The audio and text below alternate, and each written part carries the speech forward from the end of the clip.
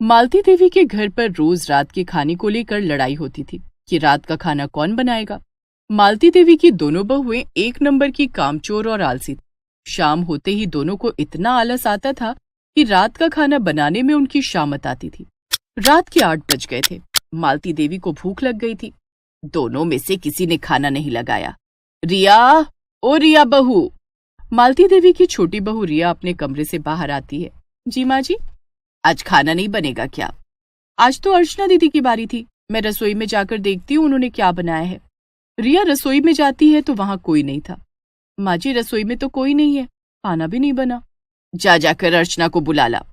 रिया अर्चना के कमरे में जाती है तो वो कान में हेडफोन लगाकर गाने सुन रही थी। रिया जोर जोर से चिल्लाती है, दीदी, अर्चना दीदी। क्या बात है रिया, आपको माँ जी बुला रही हैं। अर्चना बाहर मालती देवी के पास आती है। माँ जी, आपने मुझे बुलाया? अर्चना बहू, अभी तक खाना क्यों नहीं बनाया? रात के 8 बज गए हैं। राहुल और संदीप के आने का वक्त हो गया है। माँ जी, रात का खाना मैं क्यों बनाऊं? कल रात का खाना मैंने बनाया था, तो आज रात का खाना रिया बनाएगी ना। मैं रात का खाना क्यों बनाऊंगी? मैंने सुबह का नाश्ता और दोपहर का खाना भी बनाया था। मैं बहुत थक गई हूँ, मैं तो अपने कमरे में आराम करने जा रही हूँ। माँ जी, रोज रोज रात का खाना मैं नहीं बनाऊंगी। आप एक काम कीजिए, पूरे महीने का एक चार्ट बना दीजिए कि कौन कौन कब कब खाना बनाएगा।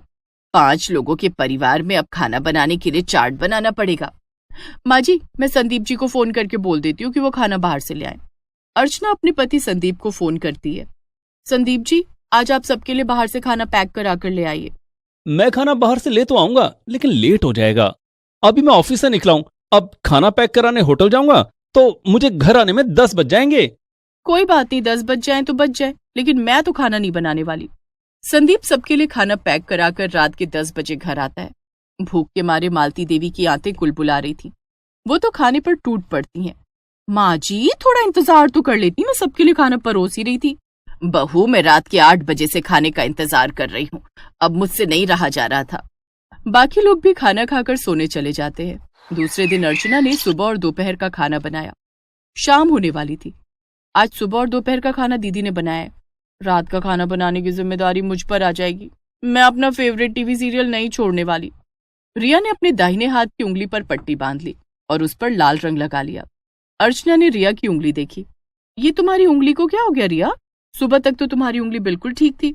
देखो ना दीदी, आज शाम बाथरूम के दरवाजे से मेरी उंगली कुचल गई, बहुत दर्द हो रहा है। अब रात का खाना कौन बनाएगा? आपको ही बनाना पड़ेगा दीदी। मैंने आज सुबह और दोपहर का खाना बनाया है, मैं रात का खाना नहीं बनाऊंगी। तभी अर्चना के पास संदीप का फोन आता है। हेलो अर्चना, आज मेरे कुछ दोस्त रात के खाने पर घर आ रहे हैं, तुम कुछ अच्छा सा बना लेना। संदीप फोन रख देता है। दोस्तों को भी आज ही आना था। अब अर्चना को सबके लिए अकेले ही पकवान बनाने पड़ते हैं। रिया रसोई में आकर कहती है, दीदी, आज तो आपने बड़ा अच्छा खाना बनाया, बड़ी अच्छी खुशबू आ रही है। रिया गाजर के हलवे की तरफ हाथ बढ़ाती है। अभी खाने को हाथ मत लगाना रिया, पहले सारे गेस्ट खा लेंगे, उसके बाद किसी को खाने को मिलेगा। ये क्या दीदी, जब मैं खाना बनाती हूँ तब तो मैं ऐसा नहीं करती। अर्चना गुस्से में वहां से चली जाती है। थोड़ी देर बाद जब संदीप अपने दोस्तों के साथ घर आता है तब, संदीप, आज आप रात के खाने का हिसाब कर ही दो कि कौन रात का खाना बनाएगा। मैं तो आज के बाद रात में रसोई में नहीं जाने वाली। हाँ, तो मैं भी रात में रसोई में नहीं जाने वाली। रिया, ये सब क्या है? घर में मेहमान आए हैं और तुम हो कि झगड़ा कर रही हो? राहुल रिया को चुप कराता है। अर्चना टेबल पर सबके लिए खाना लगाती है। वाह भाभी जी, क्या खाना बनाया आपने, मजा आ गया। हाँ, ऐसा लग रहा है जैसे किसी रेस्टोरेंट में बैठकर खाना खा रहे हैं। पनीर की सब्जी और मिलेगी भाभी जी। हाँ लीजिए ना भाई साहब। अर्चना सबको खाना खिलाती है। सारे मेहमान खाना खाकर चले जाते हैं। फिर घर की औरतें खाना खाने बैठती हैं। संदीप जी, आपने रात के खाने का क्या सोचा है? बेटा, रात का खाना बनाने के लिए काम वाली रख ले। मैं रोज रोज की किचकिच से तंग आ गई हूँ, कम से कम वक्त पर 2 रोटी तो मिलेगी। ठीक है माँ। संदीप रात का खाना बनाने के लिए काम वाली को बुलाता है। 5 लोगों के हिसाब से 1 महीने का 10,000 रुपया लगेगा। 10,000 रुपए? ये तो बहुत ज्यादा है। इससे कम नहीं होगा साहब, दाल सब्जी रोटी सब बनानी पड़ेगी। 5 लोग हो तो 20 रोटियां तो बनानी पड़ेंगी। रख लेते हैं भैया, महीने के 5,000 आप दे देना और 5,000 मैं दे दूंगा। ठीक है राहुल। काम वाली रख ली जाती है, लेकिन पहले ही दिन से उसने अपने रंग दिखाने शुरू कर दिए। वो 8 बजे रात पे काम पर आई। मंजू, तुझे 6 बजे आने के लिए कहा था, तू 2 घंटे लेट क्यों आई? मालकिन, मेरे बेटे की तबीयत खराब हो गई है, उसे लेकर डॉक्टर के पास गई थी, इसलिए लेट हो गई, कल से मैं टाइम पर आएगी। ऐसा कहकर वो रसोई में चली गई। 1 घंटे में उसने खाना बना लिया। जाते समय उसने मालती देवी से एडवांस रुपए मांगे। मालकिन, मुझे 5,000 रुपए एडवांस दे दो, बाकी के 5,000 आप महीने के अंत में दे देना। लेकिन आज तो तेरा पहला ही दिन है, मैंने बताया था कि मेरे बेटे की तबीयत बहुत खराब है, उसके इलाज के लिए पैसे मांग रही हूँ। मालती देवी अपने बड़े बेटे संदीप से पैसे मांगकर मंजू को दे देती है, लेकिन पैसे लेकर वो 3 दिन काम पर नहीं आती है। तीनों दिन खाना बनाने के लिए दोनों बहुओं में फिर से झगड़ा होने लगता है। मैंने कह दिया ना, मैं रात को रसोई में नहीं जाऊंगी, मैं भी रात को रसोई में नहीं जाऊंगी।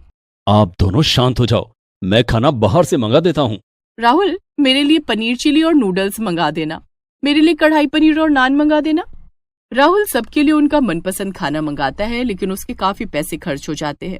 आज तो बहुत पैसे लग गए, रात का खाना बहुत महंगा पड़ रहा है। काम वाली को 10,000 रुपए देने के बाद भी बाहर से खाना मंगाना पड़ रहा है। तुम दोनों चिंता मत करो, कल से रात का खाना मैं बनाऊंगी। 2 दिन तक रात को मालती देवी रसोई में जाकर सबके लिए खाना बनाती हैं। तीसरे दिन जब मंजू काम पर आती है, मंजू, तू 3 दिन क्यों नहीं आई? मालकिन, मेरे बेटे को अस्पताल में भर्ती करना पड़ा, मैं 3 दिन से अस्पताल में थी, तो काम पर कैसे आती? उस दिन मंजू ने खाना बनाया तो सबने राहत की सांस ली। थैंक गॉड कि मंजू काम पर आ गई। लेकिन मंजू कुछ दिन काम पर आने के बाद फिर गायब हो जाती है। उसके न आने पर रात को रसोई में कोई नहीं जाता, मालती देवी को ही रात का खाना बनाना पड़ता। इस तरह मंजू महीने के 15 दिन छुट्टियों पर ही रही और महीने के आखिर में आकर वो पूरे पैसे भी ले गए। ये सब कुछ देखकर संदीप, राहुल और मालती देवी ने कुछ डिसाइड किया। दूसरे दिन मंजू काम पर नहीं आई। माँ जी, आज मंजू क्यों नहीं आई? उसे मैंने काम से निकाल दिया है। माँ जी, आपने मंजू को काम से निकाल दिया तो रात का खाना कौन बनाएगा? उसी समय संदीप और राहुल ऑफिस से घर आ जाते हैं। अरे, आप दोनों इतनी जल्दी घर आ गए, अभी तो शाम के 6 बजे है। हाँ, अब से हम दोनों जल्दी ही घर आएंगे। इतना कहकर दोनों भाई रसोई में चले जाते हैं। संदीप सबके लिए चाय बनाने लगता है और राहुल सब्जी काट रहा होता है। चाय बनाने के बाद संदीप सबको चाय देता है। भैया, ये चाय आपने बनाई है? हाँ रिया। राहुल कहाँ है? वो रसोई में है। रिया और अर्चना दोनों रसोई में जाती हैं तो देखती हैं कि राहुल सब्जी बना रहा होता है। राहुल, ये आप क्या कर रहे हैं? सब्जी बना रहा हूँ। लेकिन सब्जी आप क्यों बना रहे हैं? तो कौन बनाएगा? मंजू को आप लोगों ने काम से क्यों हटा दिया? तभी संदीप वहां आ जाता है। मंजू महीने में 15 दिन काम पर आकर महीने के पूरे 10,000 रुपए ले गई। बाकी के 15 दिन हमने बाहर से खाना मंगाया, या फिर माँ ने खाना बनाया, या फिर माँ ने खाना मंगाया। हम इतने पैसे बर्बाद नहीं कर सकते और ना ही बुढ़ापे में माँ से काम करवा सकते हैं। इसलिए हम दोनों भाइयों ने ये डिसाइड किया है कि अब से रोज हम ऑफिस से जल्दी घर आएंगे और रात का खाना हम दोनों मिलकर बनाएंगे। लेकिन इससे आप लोगों की जॉब पर इफेक्ट पड़ेगा। हाँ, इस तरह रोज रोज आप लोग ऑफिस से जल्दी घर आएंगे, ये ठीक नहीं है। कुछ तो करना पड़ेगा रिया, या तो हम लोग नौकरी कर लें या रात का खाना बना लें। तो हमने रात की रसोई की जिम्मेदारी उठाने की सोची है। आखिर माँ को वक्त पर खाना देना हम भाइयों की ही जिम्मेदारी है। नहीं संदीप, हमें माफ कर दीजिए, आप दोनों ने हमारी आंखें खोल दी। ये जिम्मेदारी हमारी है जिसे हम भूल गए थे। आप दोनों कमरे में जाकर आराम कीजिए, आज से रात का खाना मैं बनाऊंगी। नहीं दीदी, आप अकेले खाना नहीं बनाएंगी, मैं आपकी मदद करूंगी। उस दिन से दोनों बहुएं मिलकर रात का खाना बनाने लगी और मालती देवी के परिवार में रात की रसोई का झगड़ा खत्म हो गया।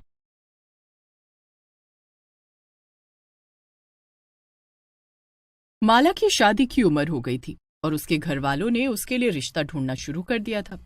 लेकिन माला को एक लड़का पसंद था। माला अपने घर पर जब उस लड़के के बारे में बताती है तो सब हंसी खुशी राजी हो जाते हैं। मगर माला की होने वाली सास बहुत कंजूस मक्खी चूस किस्म की थी। इस बात से अनजान माला अपने ससुराल पहुंच जाती है। आइए देखते हैं फिर कैसे होती है कंजूस सास की रसोई। मम्मी, पापा, मुझे आप दोनों से कुछ कहना है। हाँ हाँ, बोलो ना माला, क्या बात है? मम्मी, मुझे ना एक लड़का पसंद है और मैं उसी से शादी करना चाहती हूँ, तो आप लोग मेरे लिए रिश्ता ढूंढना बंद कर दीजिए। माला को लगा था उसके माता पिता ये सुनकर गुस्सा हो जाएंगे, लेकिन इसका एकदम उल्टा होता है। अरे माला बेटा, अगर ऐसी ही बात थी तो तुझे हमें पहले ही बता देना चाहिए था। हम लोगों को तेरी पसंद पर पूरा विश्वास है। वैसे उस लड़के का नाम क्या है? पापा, लड़के का नाम मोहन है। वो यहीं पास के एक मोहल्ले में रहता है और बैंक में नौकरी करता है। तो क्या आप लोग मेरे रिश्ते की बात करने उसके घर जाएंगे? जरूर बेटा, पहले हम उसके घर के बारे में थोड़ा पता करेंगे और फिर हम खुद वहां रिश्ते की बात करने जाएंगे। तू बिल्कुल चिंता मत कर। ये सुनकर माला बहुत खुश हो जाती है। उसे तो यकीन ही नहीं हो रहा था कि आखिर उसकी शादी मोहन से होने वाली थी। लेकिन कुछ दिन में जब माला के मम्मी पापा अपने जानने वाले लोगों से मोहन के घर के बारे में पता लगवाते हैं तो वो थोड़ा परेशान हो जाते हैं। मम्मी पापा, क्या हुआ? कोई बात है क्या? आप लोग इतने परेशान क्यों लग रहे हैं? बेटा माला, हमने मोहन के घर वालों के बारे में पता किया और हमें एक अजीब बात पता चली है। क्या? वो क्या मम्मी?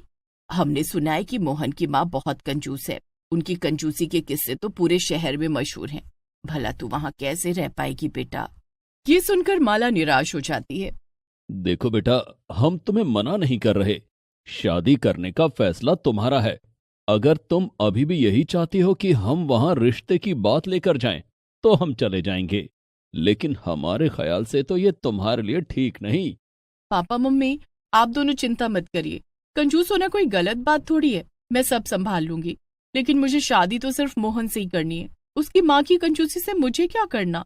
माला के मम्मी पापा फिर कुछ नहीं कहते हैं और अगले ही दिन जाकर माला के रिश्ते की बात कराते हैं। कुछ ही दिनों में माला और मोहन की शादी भी हो जाती है और माला अपने ससुराल चली जाती है। शादी के अगले दिन सुबह सुबह माला उठती है और सोचती है, आज ससुराल में मेरा पहला दिन है। सबसे पहले सबको बढ़िया चाय बनाकर पिलाती हूँ और कुछ अच्छा सा नाश्ता खिलाती हूँ। उसके बाद घर की पहली रसोई में दोपहर में खीर और अच्छा अच्छा खाना बनाऊंगी। लेकिन जैसे ही माला किचन की तरफ बढ़ती है, उसकी सास उसे रोक देती है। अरे अरे, क्या हुआ बहू? किचन में क्या करने जा रही हो? वो माँ जी, वो सबके लिए कुछ चाय नाश्ता बनाने जा रही थी। चाय का सुनकर माला की सास सुमन हड़बड़ा जाती है और उससे कहती है, अरे नहीं नहीं बहू, हम सुबह सुबह चाय नहीं पीते। अरे तुम्हें पता भी है चाय पीने से कैंसर हो जाता है। तुम तो एक काम करो, पानी गर्म कर दो। ये सुनकर माला तो हैरान ही रह जाती है। क्या? पानी? हाँ, सुबह सुबह गरम गरम पानी पीना सेहत के लिए अच्छा होता है ना। तो सबके लिए पानी गरम कर दो। और कल शादी में बहुत सी रोटियां बच गई थी, उन्हें गरम कर दो, हम सब अचार से खा लेंगे। क्या? सच में? हाँ और क्या। भला उन सब रोटियों को बर्बाद थोड़ी करना है। इसीलिए तो मैं उन सबको घर ले आई थी। जाओ सबके लिए नाश्ता तैयार करो, जैसा मैंने कहा है ठीक वैसे ही। माला चुपचाप किचन में चली जाती है और पानी गर्म करने लगती है। इसके बाद वो रोटियां गर्म करती है और जाकर डाइनिंग टेबल पर रख देती है। सभी लोग बिना कुछ बोले वही नाश्ता करने लगते हैं, इसलिए माला को भी करना पड़ता है। नाश्ते के बाद माला अपने कमरे में जाती है और सोचने लगती है, कितना अजीब परिवार है। कैसी सास है मेरी। भला अपनी बहू को ससुराल में पहले दिन कोई बासी रोटी और गर्म पानी पिलाता है। हद हो गई। अब तो मैं अपनी पहली रसोई में क्या बनाऊंगी ये भी समझ नहीं आ रहा। माला जाकर अपनी सास से ही पूछ लेती है, माँ जी, आज मेरी पहली रसोई है ससुराल में, तो खाना क्या बनाऊं? सास ये सुनकर सोच में पड़ जाती है। अगर अब ये खाना बनाने गई तो बड़ा सामान बर्बाद कर देगी, काफी नुकसान हो जाएगा। एक काम करती हूँ, इसे मना कर देती हूँ। क्या हुआ माँ जी, क्या सोचने लगी? बताइए ना क्या बनाऊं? अरे माला, रहने दे, ये सब हमारे यहाँ नहीं होता। और वैसे भी तूने सुबह पानी गर्म किया तो था ना, उसी को पहली रसोई मान ले। आज खाना मैं बना दूंगी, तू जाकर आराम कर। हाँ अच्छा ठीक है माँ जी। माला जाकर सो जाती है। जब वो दोपहर के खाने के लिए उठती है और जाकर देखती है तो दंग रह जाती है। माँ जी, ये सब क्या है? अरे बहू, शादी के खाने में रोटियों के साथ साथ दाल वगैरह भी बची थी, मगर दाल बहुत गाढ़ी हो गई थी, इसलिए मैंने उसमें जरा पानी डालकर उसे गर्म कर दिया।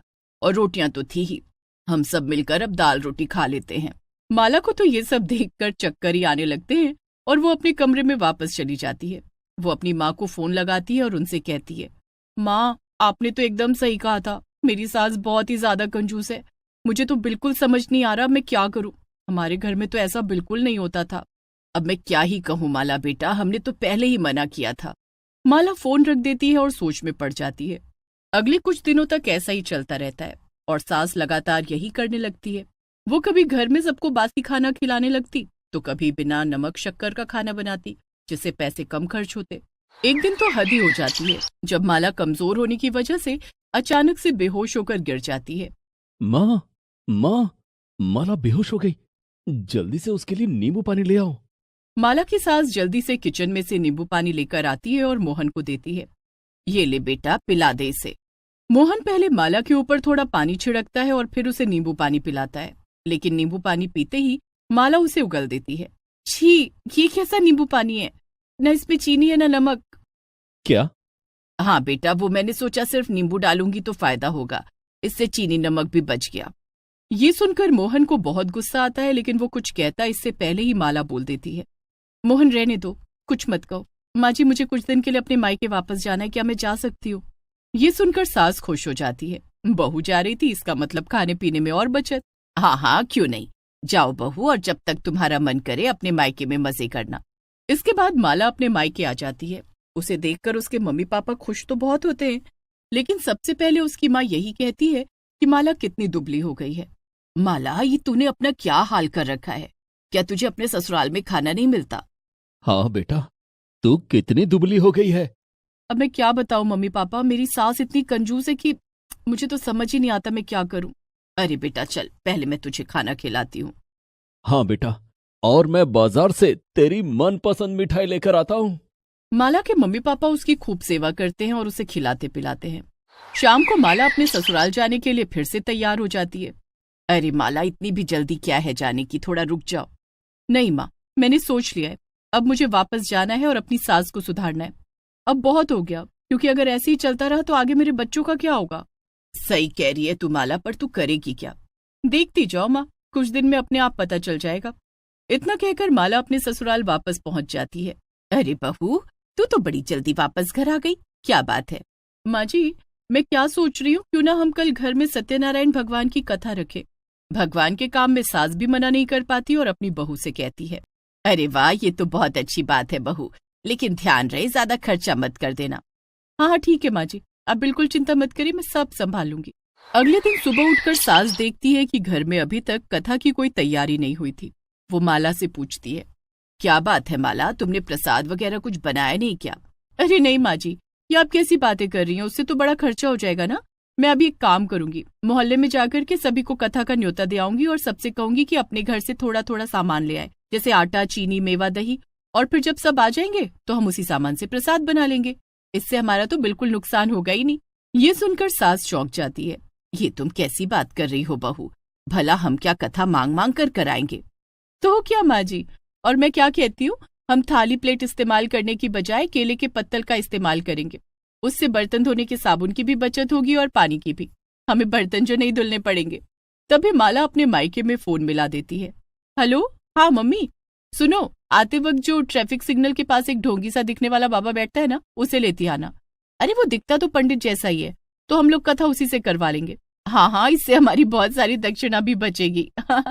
ये सब देखकर तो सास का सर ही चकरा जाता है और वो सब कुछ समझ जाती है जो माला उसे समझाना चाह रही थी।